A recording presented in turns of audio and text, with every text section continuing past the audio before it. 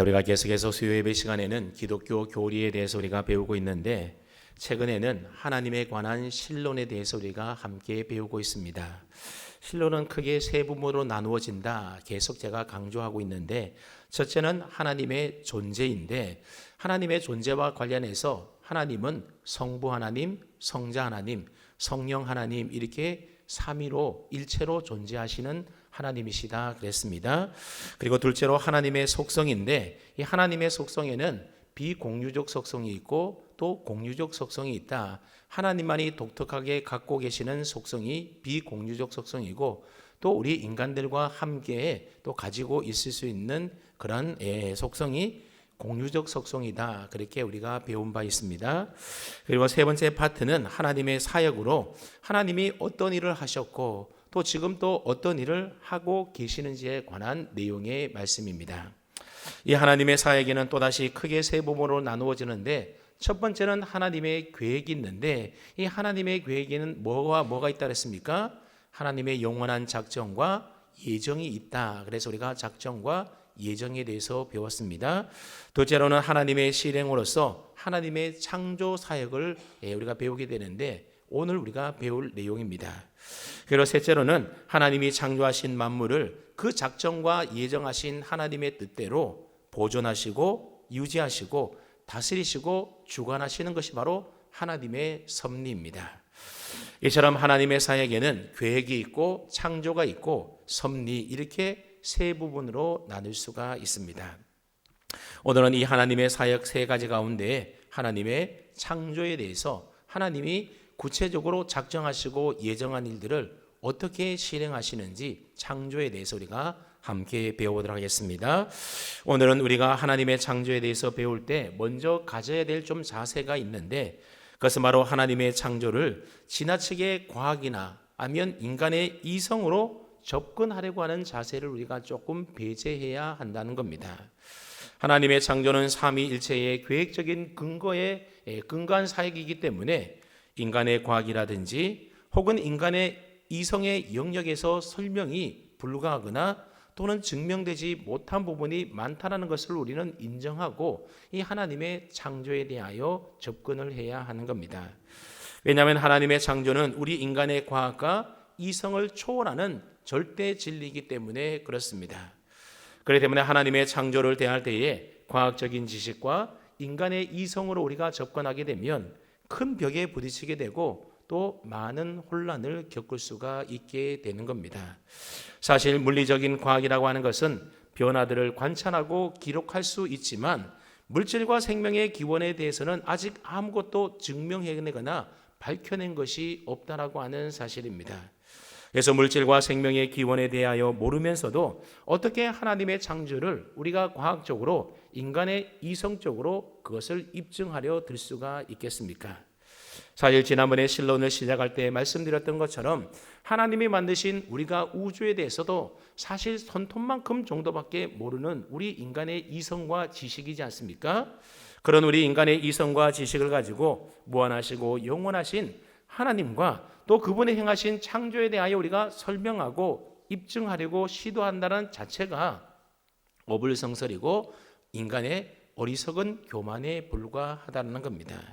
그래서 어쩌면 그런 시도 자체가 어리석고 부질없는 시도에 불과한 겁니다. 그래서 우리가 하나님에 관한 신론을 배울 때 가져야 되는 자세는 어떠한 자세다고요? 바로 겸손한 마음으로 순종하는 마음으로 믿음으로 받아들이고 하는 열린 마음을 가지고 우리가 하나님의 창조에 접근해야 한다는 겁니다.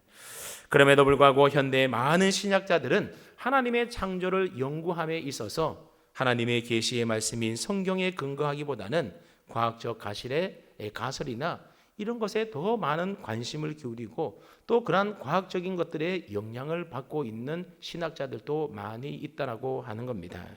하지만 그것은 올바르게 신학하는 자세가 아닌 것입니다.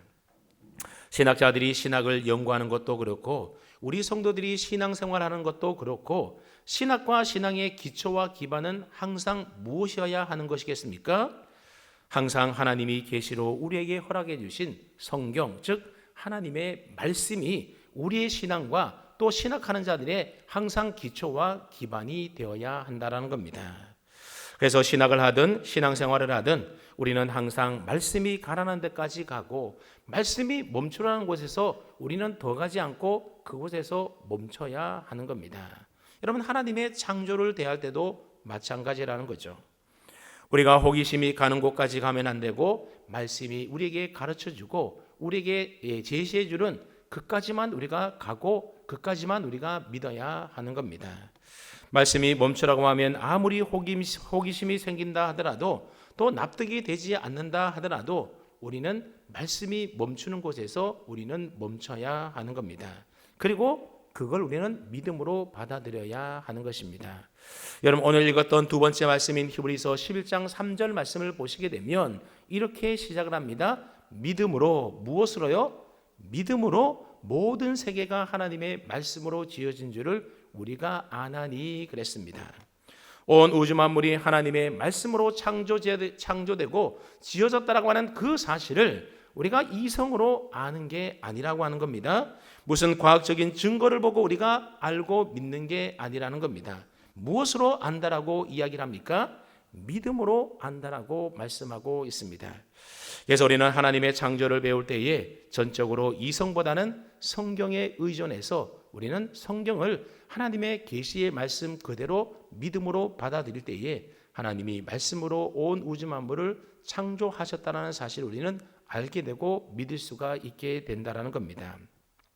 여러분, 하나님이 말씀으로 천지를 창조하셨다라고 하는 이러한 성경적인 증언은 오늘 본문 말씀인 창세기 1장 1절과 또 히브리서 11장 3절 말씀에만 기록되어 있는 것이 아니라는 겁니다. 요한복음 1장 3절 말씀에도 보면 이런 말씀이 나옵니다. 만물이 그로 말미암아 지은 바 되었으니 지은 것이 하나도 그가 없이 된 것이 없느니라 그랬습니다. 여러분, 여기서 말하고 있는 그는 누구를 말하는가 하면 바로 선지에 계신, 말씀으로 선지에 계시는 성자 예수 그리스도를 가리킵니다. 그러니까 만물이 삼위일체 하나님으로 말미암아 지어졌다라고 분명히 성경이 우리에게 가르쳐주고 있다라고 하는 겁니다. 또한 골로새서 1장 16절 말씀에도 보면 동일한 말씀이 기록되어 있는데 이렇게 이야기를 합니다. 만물이 그에게서 창조되되 하늘과 땅에서 보이는 것들과 보이지 않는 것들과 혹은 왕권들과 주권들이나 통치자들이나 권세자들이나 만물이 다 그로 말미암고 그를 위하여 창조되었다, 그렇게 말씀하고 있습니다. 세상 만물이 눈에 보이지 않는 천사들이나 영적인 세계들까지도 다 그리스도께서 삼위 하나님께서 창조하셨다, 그렇게 성경이 우리에게 분명히 증언해주고 있습니다. 그리고 고린도전서 8장 6절 말씀에도 보면 우리에게는 한 하나님 곧 아버지가 계시니 만물이 누구에게서 났다고요? 그에게서, 하나님께로부터 만물이 지어지고 창조되었다라고 성경이, 이것뿐만 아니라 성경 여러 곳에서 하나님이 온 우주 만물을 창조하셨다라고 분명히 증거하고 있습니다. 자, 그러니 성경은 온 우주 만물이 누가 지으시고 누가 창조했다라고 증언합니까? 바로 삼위 하나님께서 창조하셨다, 그렇게 분명히 증거하고 있습니다. 그러므로 우리는 이 말씀을 뭘로 받아들여야 된다고요? 믿음으로 받아들여야 된다라고 하는 겁니다. 왜 믿음으로 받아들이라는 겁니까? 하나님의 계시의 말씀인 성경이 그렇게 증언하고 있기 때문에 그렇다라고 하는 겁니다. 앞서 우리가 성경에 대하여 배울 때 뭐라고 배웠습니까? 우리가 믿는 신앙과 또 우리 삶의 유일한 표준과 잣대가 되는 것이 무엇이라고 했습니까? 계시된 하나님의 말씀인 성경이 우리가 믿는 모든 신앙의 가장 기본이 되는 잣대가 되고 우리가 어떠한 삶을 살아야 되는지 우리 신앙의 기초와 모든 것의 표준이 되는 것이 바로 하나님의 계시된 말씀 성경이라고 하는 겁니다. 세상의 과학이나 이성이나 상식이 우리의 신앙과 삶의 표준이 아니라고 하는 겁니다. 하나님의 영감으로 계시되고 기록되어진 성경만이 우리의 신앙과 우리의 삶의 유일한 표준이 되고 기준이 되고 잣대가 된다라는 겁니다. 그래서 우리는 성경의 가르침대로 믿고 성경이 기록되어 있는 그 말씀대로 지켜 행하며 살아가는 것입니다. 성경 외에 다른 그 어떤 것이 우리의 신앙과 삶의 표준이나 잣대가 될 수가 없는 것입니다.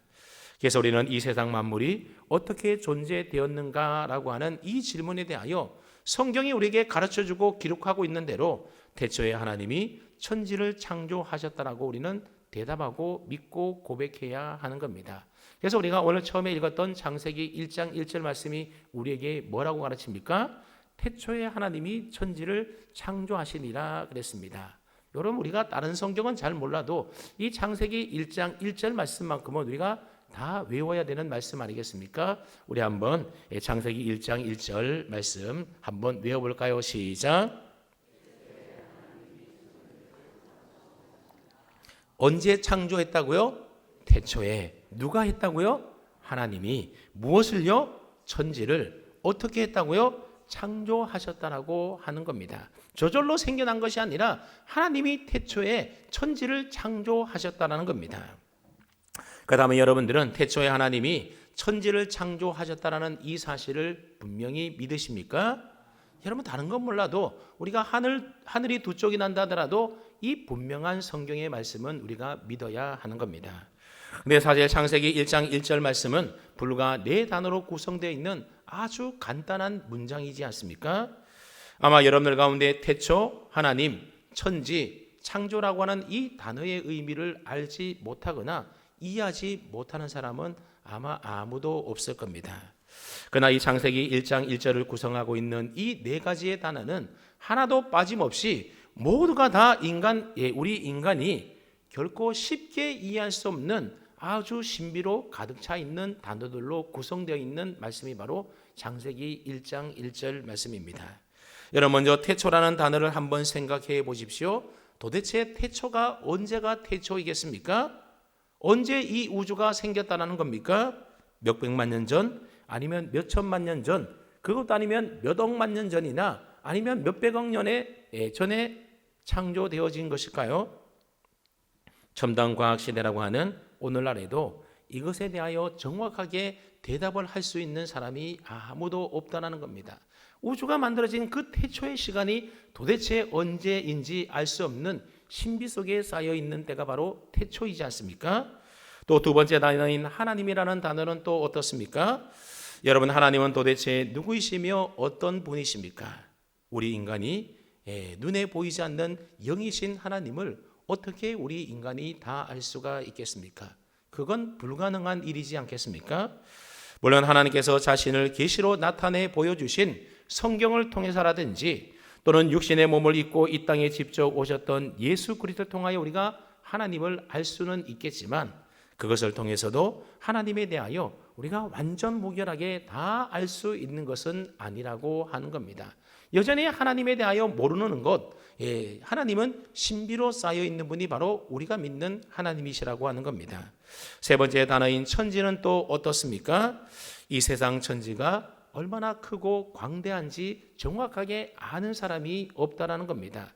그것조차도 신비 속에 쌓여져 있는 일인 겁니다. 여러분, 하나님이 만드신 이 우주가 얼마나 광활하고 큰지 측량할 수 있는 자가 아무도 없다고 합니다.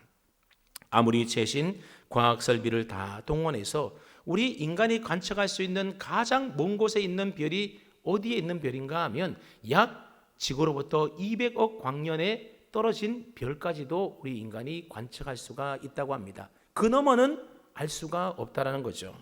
그런데 여러분, 그 200억 광년의 거리라고 하는 것이 어느 정도 거리인지 한번 상상을 해 보십시오.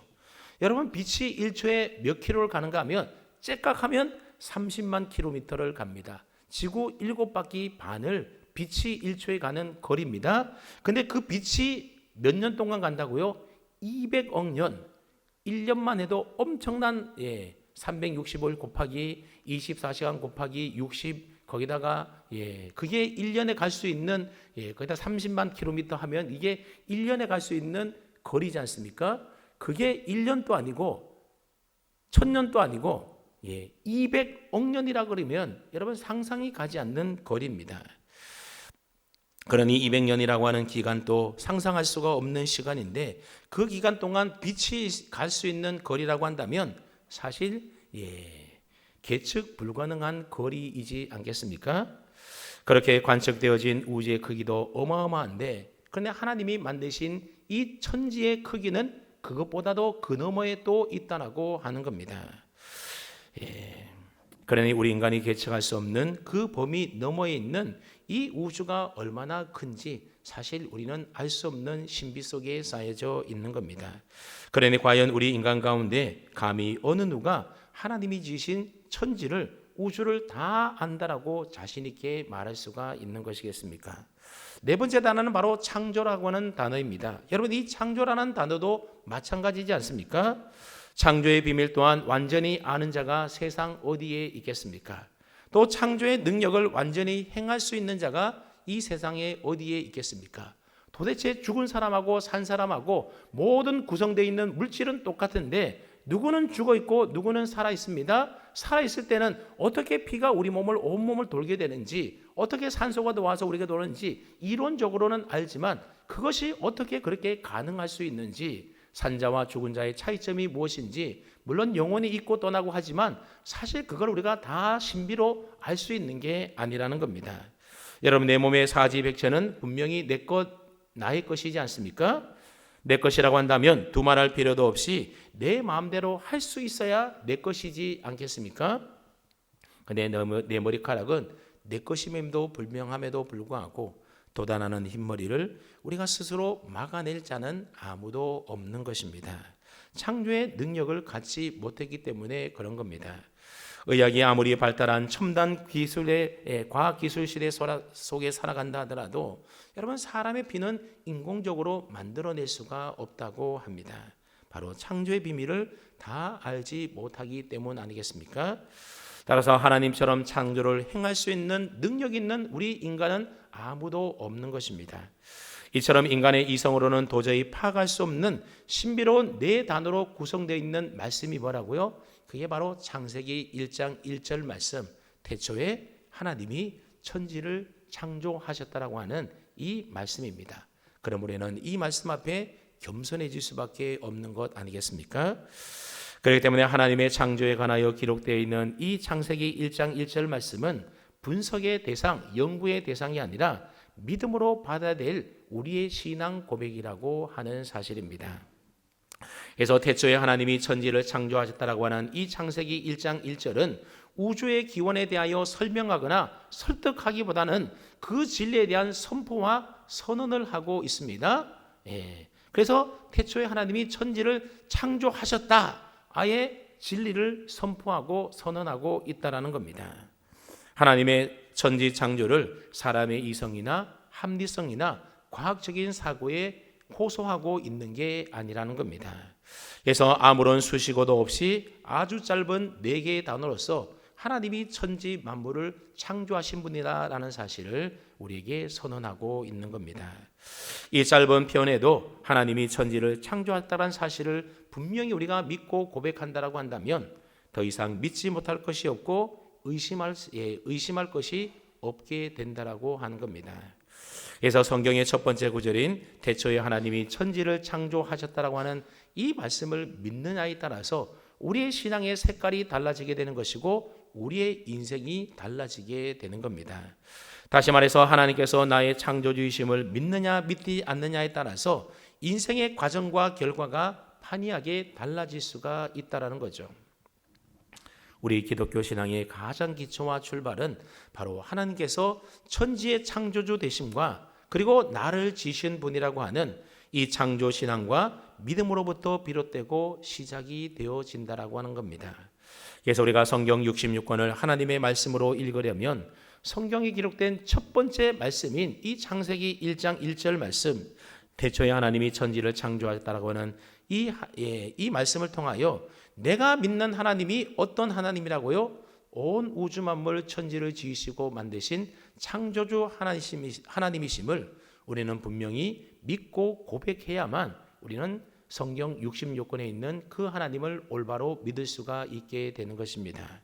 만약에 우리가 이 사실을 믿지 못한다고 한다면 이것은 창세기 1장 1절 한 절만 믿지 못하는 것이 아니라 성경 전체를 믿지 못하는 것과 똑같은 일이라고 하는 겁니다.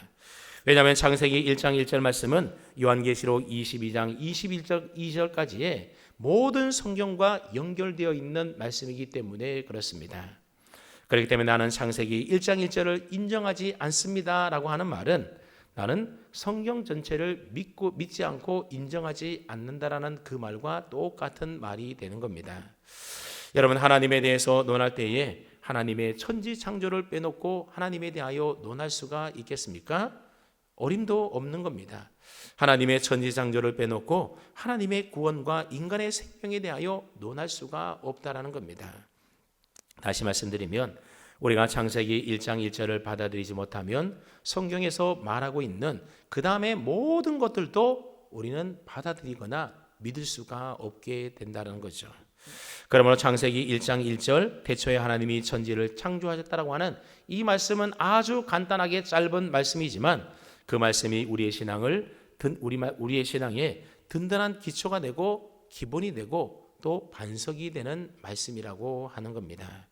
그렇기 때문에 하나님이 천지를 창조하셨다라고 하는 이 말씀을 믿지 못하고 인정하지 못한다고 하면 우리의 신앙은 마치 모래 위에 세워진 집처럼 언젠가는 다 무너지고 말게 된다라는 겁니다. 그러니 이 창세기 1장 1절 말씀은 아주 간단한 말씀이지만 우리의 신앙생활에 있어서 얼마나 중요한 말씀인지 모릅니다. 그래서 태초에 하나님이 천지를 창조했다라는 말씀이 성경 맨 앞에 그렇게 기록되어져 있는 겁니다. 이 사실을 믿고 그 다음 장으로 나아가야 한다는 거죠. 그러므로 저와 여러분 모두가 여호와 하나님께서 천지를 만드신 창조주 하나님이라는 사실을 분명히 믿고 고백할 수 있기를 축복합니다. 아멘. 이처럼 우리는 성경의 가르침에 따라서 하나님의 창조를 우리는 분명히 믿고 고백하지만 우리가 믿는 이 창조 교리와 반대되는 여러 가지 다른 이론이나 혹은 다른 이설들이 많이 있어 왔었습니다. 그 가운데 오늘 중요한 몇 가지 이론들에 대하여 좀 살펴보고자 하는데 첫 번째로는 유출설이라고 하는 것이 있습니다. 여러분, 유출이라고 하는 말이 어떤 말입니까? 뭔가가 밖으로 흘러나왔다, 그런 의미가 바로 유출이지 않습니까? 그래서 유출설이라고 하는 이 이론은 우주와 만물의 기원이 하나님께로부터 흘러나왔다라고 주장하는 이론이 바로 유출설입니다. 이 세계가 하나님으로부터 흘러나왔기 때문에 이 세계 또한 하나님의 일부분이라고 보는 겁니다. 하나님이 지으신 것이 아니라 하나님으로부터 그냥 무심결에 흘러나왔다라는 것이 바로 유출론입니다. 그래서 보이는 이 세계는 보이지 않는 하나님의 현현이라고 그들은 생각을 합니다. 그러다 보니 어떤 문제가 생기는가 하면 이 땅에 존재하는 세상의 모든 피조물은 하나님부터 흘러나온 신성을 갖고 있기 때문에 곧 하나님 자신이 된다라고 주장을 하게 됩니다. 그래서 지구도 달도 별도 동식물도 그 하나하나가 모두 다 심지어 길바닥에 나뒹굴고 있는 돌조각 하나까지도 거기에는 다 신성이 담겨져 있는 하나님의 현현이라고 말하는 겁니다. 그래서 이것을 가리켜서 우리는 범신론이다, 그렇게 얘기를 하는 겁니다.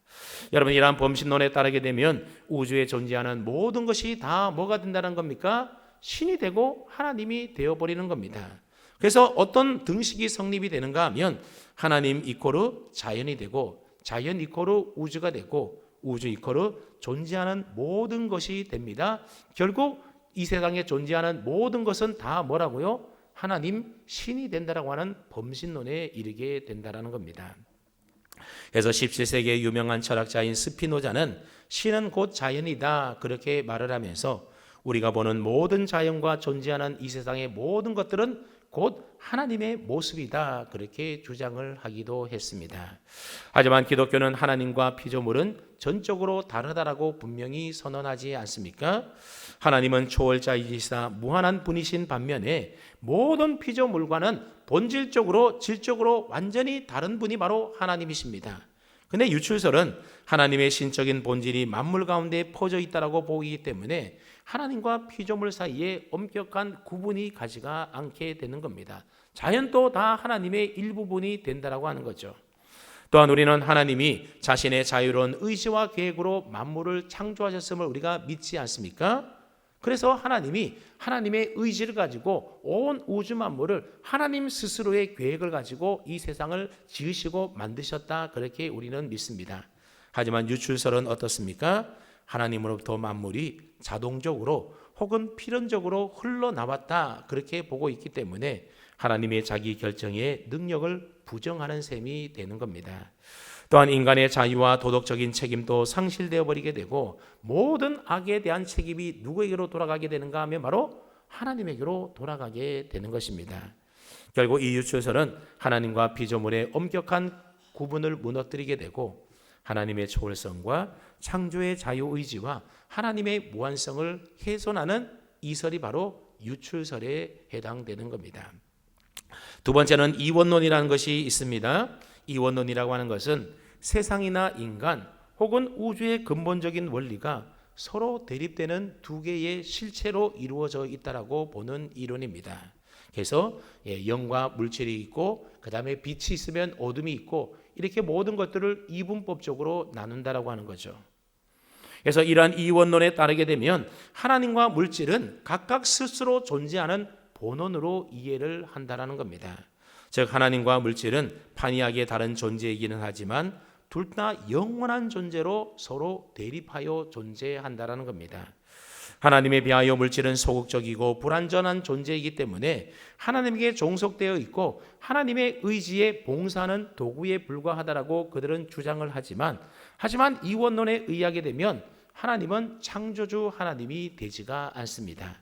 왜냐하면 이원론에서는 물질 그 자체는 하나님의 창조하신 피조물이 아니라 하나님과 더불어 영원한 본원으로 삼고 있기 때문에 그렇습니다. 말이 좀 어렵죠? 쉽게 말하면 하나님이 스스로 존재해 계셨던 것처럼 이 세상에 존재하는 모든 만물들 또한 하나님과 마찬가지로 처음부터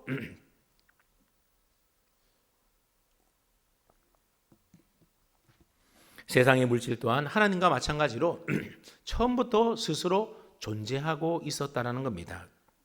비록 물질이 하나님에게 종속되어 있기는 하지만 그러나 물질 그 자체는 하나님에 의해서 창조된 피조물이 아니라 뭐라는 겁니까? 하나님과 더불어 영원히 스스로 존재하는 본원이기 때문에 이 이원론에 따르게 되면 하나님은 온 우주 만물을 만드신 창조주 하나님이 안 되는 겁니다. 단지 이미 스스로 존재하는 물질을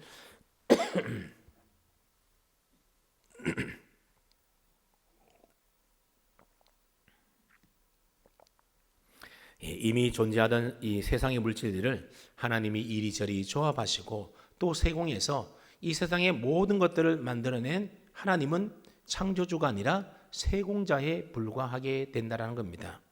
여러분 마치 다이아몬드 세공자가 다이아몬드 원석을 잘 가공하고 생공해서 예쁜 다이아 반지를 만드는 것과 마찬가지라는 거죠. 그 다이아몬드 원석은 세공자가 만든 것이 아니지 않습니까?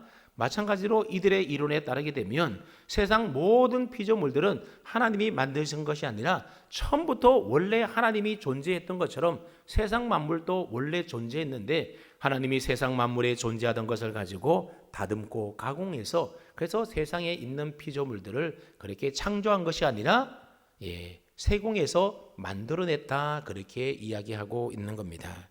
그래서 역사적으로 보게 되면 플라톤주의자들과 영지주의자들 그리고 마니교가 바로 그런 이원론 주장을 했던 자들입니다.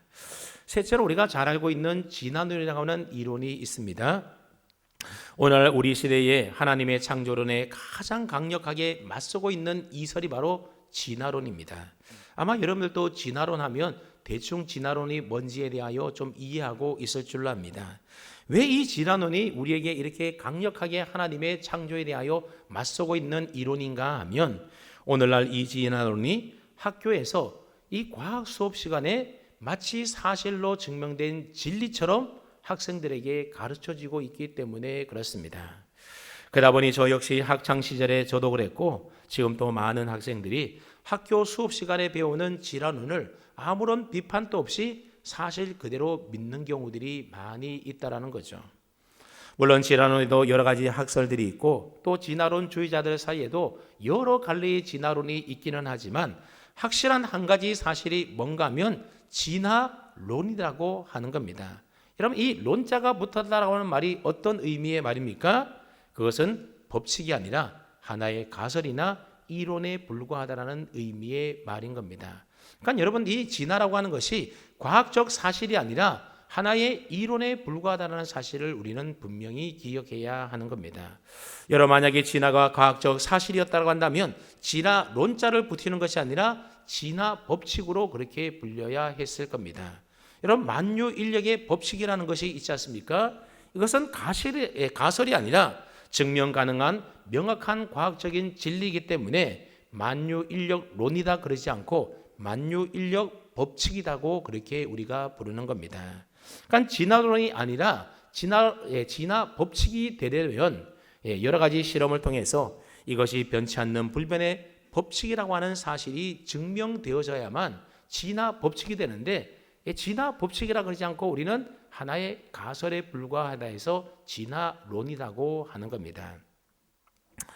그래서 많은 연구와 학설과 주장이 있음에도 불구하고 진화론은 여전히 하나의 가설, 이론에 불과한 것이지 그것이 과학적인 진리나 법칙이 아니라고 하는 사실을 우리가 다시 한번 기억할 필요가 있습니다. 왜 그러겠습니까? 진화론은 설명되지 않는 것들이 너무나 많기 때문에 그렇습니다. 그래서 진화 법칙이 아니라 진화론이라고 부르고 있는 겁니다.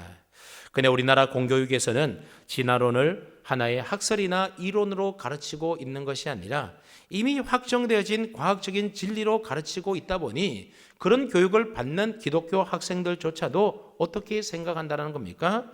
성경에 기록된 하나님의 창조를 믿기보다는 진화론을 더 믿고 진화론을 신봉하게 된다라고 하는 거죠. 저도 학창시절에는 진화론이 진짜인 줄 알고 그렇게 생각을 했었는데, 그러나 하나님의 말씀인 성경을 우리가 읽고 그 성경을 진리의 말씀으로 믿은 다음부터는 하나님이 천지를 말씀으로 창조하셨구나, 이 창조론이 진리라는 사실을 비로소 믿게 되었던 겁니다. 그 전에 학창시절에는 진화론이 진짜인 줄 알고 성경에 기록되어 있는 창조론은 하나의 고대 신화처럼 여겼던 적이 있었습니다. 아마 여러분들 가운데도 한때 저처럼 진화론의 이론을 진짜인 것처럼 아마 믿으셨던 분들도 계실 줄로 압니다. 하지만 진화론은 우주의 기원에 대하여 타당한 설명을 제대로 제공하지 못하는 하나의 가설에 불과한 것입니다. 여러분, 우리 지구를 비롯하여 우주에 얼마나 많은 물질들이 존재합니까?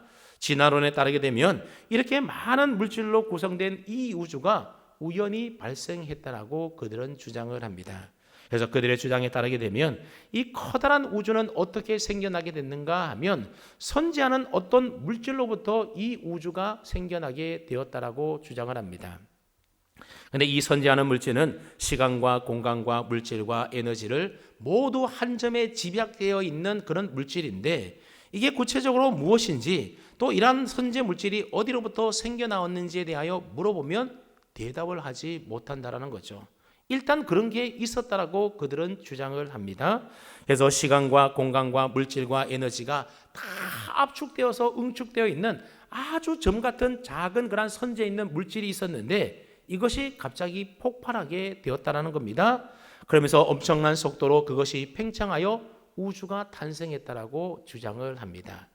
여러분, 이 우주의 크기가 얼마나 큽니까? 그리고 우주 속에는 측량할 수도 없는 엄청난 질량을 가진 물질들과 또 얼마나 많은 에너지들이 있습니까?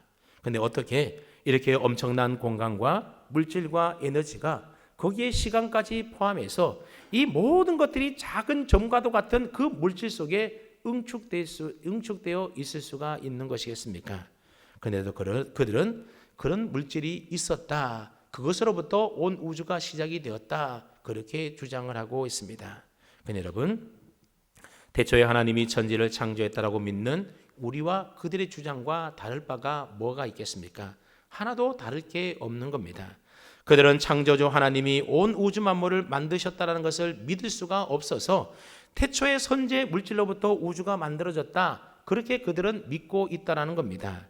아무것도 없는 상황에서 창조주 하나님이 천지를 만드셨다고 하는 우리의 주장과는 달리 그들은 하나님이 아니라 선지에 있는 물질이 있었고 그 물질로부터 온 우주가 나왔다라고 그들은 믿고 있다는 거죠. 그러니까 태초에 하나님이 계셨다라고 하는 우리의 믿음과 태초에 선재적인 물질이 있었다라고 하는 이 두 믿음 간의 싸움이지 않겠습니까? 둘 다 믿음에 근거하고 있는 겁니다. 우리는 하나님이 존재해 계셔서 하나님이 온 우주 만물을 창조하셨다라고 믿는 것이고, 그들은 뭔지는 모르겠지만 선제 물질이 있는데 그 물질이 압축되어 있다가 폭발하면서 그것이 팽창하여 우주 만물이 만들어졌다라고 주장하고 있는 겁니다. 게다가 오랜 시간이 지나면서 아무 생명도 없었던 무기물이 어느 순간 살아있는 유기체인 생명체로 우연히 바뀌게 되었다라고 주장을 합니다. 어떻게 그럴 수 있느냐라고 얘기를 해보면 우연히 자연적으로 그렇게 생명이 발생되었다라고 주장합니다. 그리고 나서 그 생명이 자연적으로 점점 더 진화했다라고 주장을 합니다. 처음에는 바이러스와 같은 무생물과 생물의 중간 단계에 있는 존재가 생겨나게 됐는데, 이게 점차 진화하면서 아메바와 같은 단세포 동물이 생겨나게 되었고, 그 다음에 이런 것들이 점점 진화하면서 여러 세포로 구성되어 있는 다세포 동물로 진화하게 되었다는 거죠. 그래서 동물이 사는 환경에 맞추어서 점점 진화하면서 어떤 종은 곤충이 되기도 하고, 어떤 종은 물고기로, 또 어떤 종은 새로, 어떤 종은 포유류와 같은 우리 인간과 같은 모습으로 진화하게 되었다라는 겁니다. 그래서 우리 인간도 유인원인 침팬지가 계속 진화를 거듭거듭 하다 보니 가장 고등동물인 우리 사람이 되었다, 그렇게 진화론을 주장하고 있습니다. 여러분, 그들의 주장대로 한다면 진화라고 하는 것은 지금도 계속 진행되고 있어야 하는 것 아니겠습니까? 그렇다면 종과 종 사이에 지금도 계속 진화되고 있는 여러 다양한 종들이 존재하고 있어야 되는데, 여러분 지금 현존하는 모든 동물들을 한번 보십시오. 너무나 각 종들 사이에 구분이 뚜렷하지 않습니까? 이것은 새고 이거는 짐승이고 하면 그 사이에 새는 어떤 종류가 있고 중간이 없고 명확하게 다 조류는 조류, 어류면 어류, 이런 식으로 명확하게 구분이 된다는 겁니다. 여러분, 만약 침팬지가 사람으로 진화되었다고 한다면 지금도 침팬지에서 사람으로 진화되는 과정 가운데 있는 어떤 중간 개체가 있어야 하는 것 아니겠습니까? 진화가 사실이면 어느 특정한 한 시대만 진화가 이루어지는 것이 아니라 지금도 진화가 계속 진행되고 있어야 하는 것이 맞는 이론인 겁니다. 그러니 종과 종 사이에 수없이 다양하게 진화되어 가고 있는 중간종들의 개체가 발견돼야 되는데 사실 그런 개체가 별로 없다라는 겁니다. 사진을 한번 보여주시기 바랍니다. 사진에 보면 이게 무슨 동물처럼 보입니까? 이 동물이 오리 너구리라고 하는 동물입니다. 몸은 포유류인데 그래서 너구리처럼 생겼는데 입모양은 뭐처럼 생겼습니까? 조류인 오류처럼 생기고, 이 동물은 포유류인데 알을 낳는다라고 합니다. 그래서 진화론자들은 이 오리 너구리를 가리켜서 조류에서 포유류로 넘어가는 중간 단계에 있는 종이다, 그렇게 설명을 하기도 합니다. 만약 그렇다면 오리가 아닌 다른 새들 가운데 포유류로 넘어가는 또 다른 중간 단계의 종이 있어야 하는 것 아니겠습니까? 그런데 그런 개체가 왜 없는지에 대하여 설명을 하지를 못한다라고 하는 겁니다. 오리 너구리는 하나님이 처음 지을 때부터 오리 너구리로 만든 것입니다. 여러분, 무생물이 우연히 생물이 되어 저절로 사람처럼 진화할 수 있는 확률이 얼마나 되는지 아십니까? 학자들이 이 확률이 어느 정도 되는지에 대하여 계산을 해봤더니 어떤 확률과 맞먹는지 아십니까?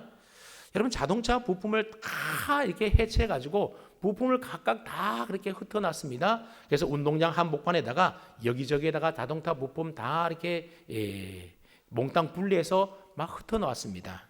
근데 갑자기 큰 태풍이 불어 닥쳐가지고 자동차 부품이 몽땅 날아가더니 공중에서 바람의 힘에 의해서 저절로 자동차가 부품들이 조립이 되는 겁니다. 바람의 힘에 의해서. 그래서 자동차가 뚝 떨어져서 완성이 되더니 시동을 걸어보니 시동이 걸리고 운전을 해보니 100km 이상으로 쌩쌩 달리는 차가 되었다. 그런 확률과 맞먹는 확률이라고 하는 겁니다. 여러분, 아무리 태풍 아니라 토네이도가 온다 하더라도, 그보다 더 센 바람이라 하더라도 어떻게 자동차 부품 하나하나가 바람에 날아가서 저절로 바람의 힘에 의해서 조립되어서 그게 자동차가 달릴 수 있는 자동차가 된다라는 그 자체 확률 자체가 난센스이지 않습니까? 근데 사람들은 이런 진화론을 과학이라고 진짜로 믿고 있다라고 하는 겁니다. 이런 확률뿐만 아니라 사실 이런 진화는 자연과학 법칙에도 볼 때에도 어긋나는 이론이라고 하는 겁니다. 이 자연과학 법칙에는 여러 가지가 있는데 그 가운데 하나가 연력학 제2법칙이라고 하는 것이 있습니다. 그런데 이 진화론은 이 법칙에 어긋나는 것이 바로 진화론입니다.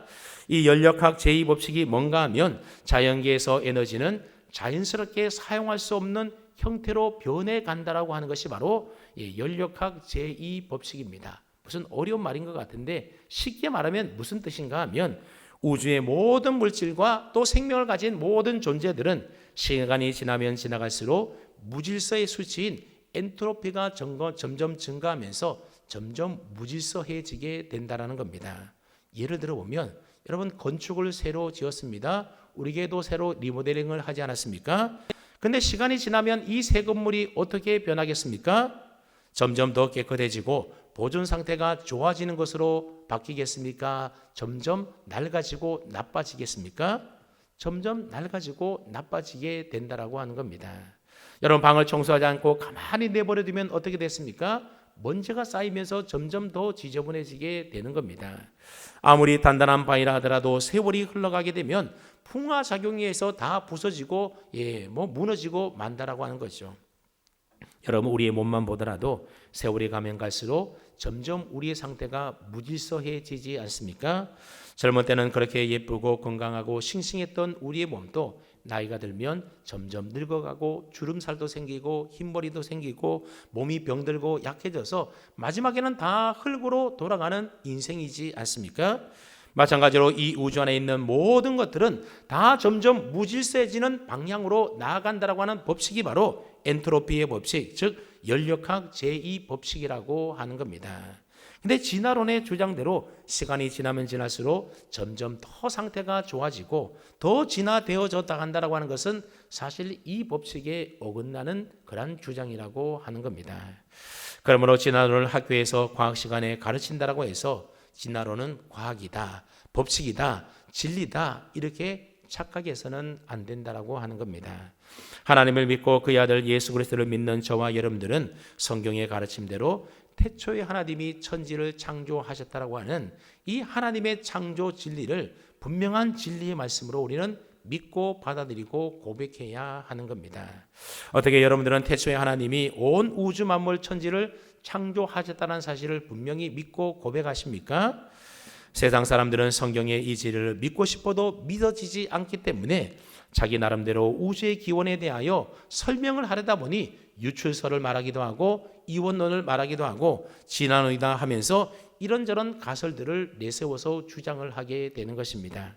하지만 저와 여러분들은 우리 믿음의 성도들은 세상 만물을 하나님이 지으시고 창조하셨다라고 하는 이 성경의 진리의 말씀과 가르침을 분명히 우리가 진리로 믿어지니 여러분 이 또한 얼마나 감사한 일입니까? 하나님의 창조는 기독교 신앙과 교리의 가장 기본이요 핵심이 되는 내용입니다. 그래서 우리가 신앙 고백할 때에 사도신경에서 가장 먼저 고백하는 신앙이 무엇입니까? 나는 전능하신 아버지 하나님 천지의 창조주를 믿습니다. 그러면서 하나님의 창조주 되심을 우리가 믿고 고백하는 것 아니겠습니까? 그러므로 저와 여러분 모두가 태초에 하나님이 천지를 창조하셨다고 하는 이 분명한 진리를 조금도 의심하지 마시고 확실히 믿고 고백함으로써 바른 신앙과 바른 믿음을 다 소유할 수 있는 그런 저와 여러분 다 될 수 있기를 주님의 이름으로 축원합니다. 아멘.